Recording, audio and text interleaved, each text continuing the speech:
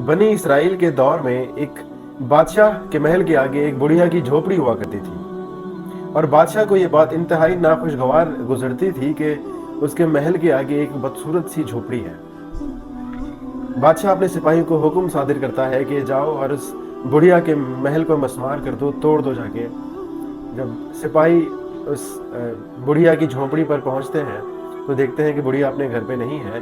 बहरहाल उसकी झोपड़ी को मसमार करके वापस आ जाते हैं। जब बुढ़िया अपने घर को लौटती है, यानी कि अपनी झोपड़ी की तरफ जाती है और देखती है कि उसका घर उजड़ चुका है, उसकी झोपड़ी अब तबाह हो चुकी है और उसका घर नहीं रहा, तो वो दर्द भरी निगाहों से आसमान की जानिब देखती है और कहती है कि ऐ खुदा,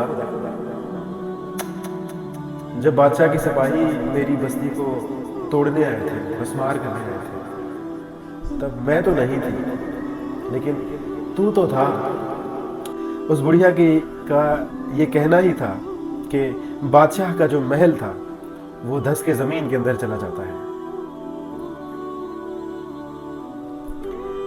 कुदरत इतनी परफेक्ट है कि आप उसको जो भी दोगे आपको रिटर्न ज़रूर मिलेगा।